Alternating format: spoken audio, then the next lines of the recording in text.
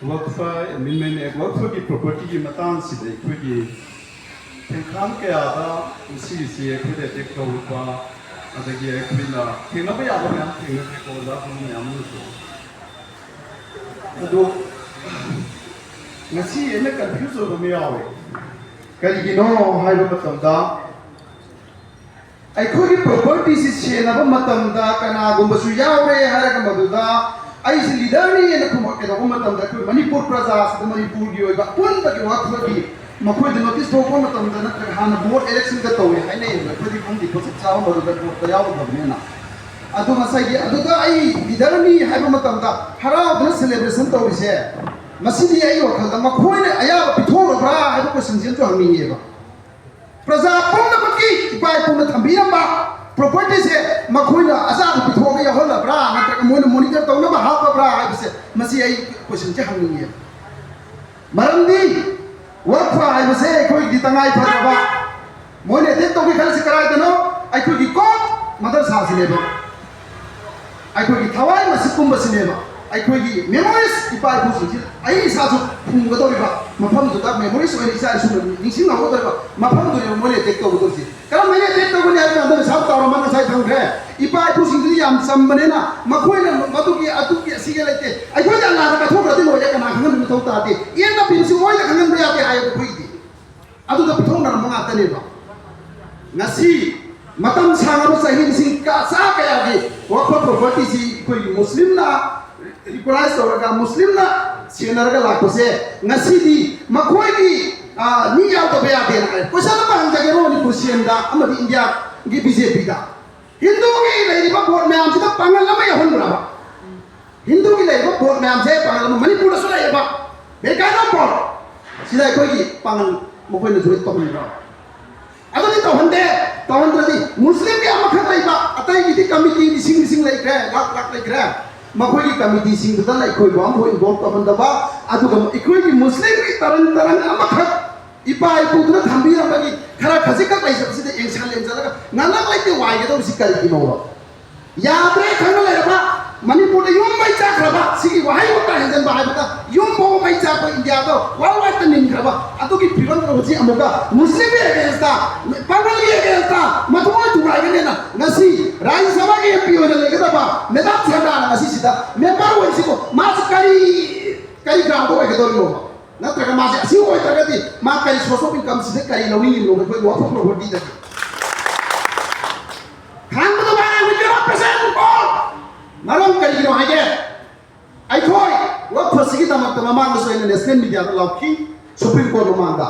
we will sacrifice अखोई बसगी तमक थवाई थाबा नंगने नसान साब तो रमना गमी ये खैसा मत नते मणिपुर ला इबम बिपम खुदे मा हांगा सु वो प्रॉपर्टी से कोई न कोई सिनरो वा मसी कोई रियलिटी कोई असे कोई पार पुन थंबीरamba लंगनी न कोई काय के हलाती मफम दि दसु लाओ थेंग नगरी मतु की तमक आई कोई असी PSO अदगी कोई की AMMSO अदगी कोई की MSA आई कोई MSA की प्रेसिडेंट ने बात नरम हंतके तो खंडर रही याम पुनी नुसी मरम दी आई दी हंतक सी मीडिया सु याम पाई दे बसे ऐसी ममाले तब को तो बगा सुरुम बाई फैमिली सु में तर याम से पाजी दबनी अदुदा सुमे तो वेली ताउ सिन हर कुम दंदाई सी तो ओ याम नो आइते करी की नो हाय बा ममांग में कोई मणिपुर दा करी होई इंडिया दा समी बनी भो सोलो तो तो आना वक्त की प्रोटेस्ट तो भी कोई वक्त से नोई मुन के हरा गति आई कोई सीब ngam ने थोड़ा करबा वाल वाई त निन करबा पोसचे अमु हंदक मणिपुर दा काय हौगने ना हौरई बा मणिपुर की सेम पबुंग नन तबियो मरमदी मणिपुर दा लेबा पांगल से करी गुंबा मतांग मतमदा अदु कोई खांबरी अदुगा मसिगुंबा आई कोई की होइबा अमु खत ngairaba property si da tas to rawadi ai कोई पुन मक्सी नसाई में साब ताऊ ना हाई बा मी yang खाई सा मधु नते पुन ना हालगा ना कोई ओए हो रगे दी ओहो न प्रगति ai कोई के दम दमसी कोई तिंजर बिरकन ये बिरकनो ai कोई की मदन सा पता का सी बहुते इंडिया का पर मेला लुपा के अच्छा तक मुस्लिम की मसले तो लुपा के पांग है हिंदू की एने जाति की पैसा था तो बरा लाल कमिटी का था तो अरे तसर था तो पगल ही कर मत था तक ai कोई खाना के लिए बनी ये ना के लिए बनी अस kari tawra ka tawra ko ai koi sui sa gi ba do hinga la chak lage ko masi hai ro ka na roi la lai ta wani am tak me am khan da je ba ko chi na sing si CSO leadership ngasai bya sa na haiba matam da yam phajaba sugum masana na tradi pun de hai pun da bagi khudong chawa lawaga aina heli UMPYO ne heli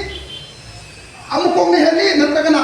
ampakong ne heli natragana MMW ne heli na mai magi paming pan na pandaba na idana CSO gi nei ba khoi gi pangan gi da lei ko jo khara se sigi si ai gi personalities na ai gi kai da chat chibana ngasi mi khudok sa ba lor policy yam sumi ba do point do ma ai episode tause aduna aroi badai la haijaning ba amana masigi thabuk thoram sida student organizer oina laibiriba maming pallabada khoge AMMSO PSO MSA makoina amadi lairiba mesa maulana olama council jametul olama ikoi muslim ki waqf sigi mayak seng ta ko ngama batik ko ngama ambi ko ngama scholarship makoi sinjina ene ke sijal lorpada amagi hai basingi khongpham mujik lawre se handoan bada kari protest to sing na mangda madi tungda madi physically morally every all united mate pangal ai koi thangala leisere ko yaw de masai ko tanda be ate masai ko responsible aduna masida aini heli man heli habada thabida be koi ki leiba asigi khangai rabo zaburo me amsina so hon tambirakani ai gi oina ikoi manipuri siamda amadi dialenga ka apil tawning badi nakhoi na muslim gi any property ama layoda paisa pangki ba laite lakh pa mun batani amadi muslim gi masjid natraga school madrasa da na pam pang laite nakhoi khoi action birakano namai kayo nakhoi gi khudum da samnai so hon rakano masi haraga ai wanga masoi loisan jage soi ki balang gi biar sumak pigen thank you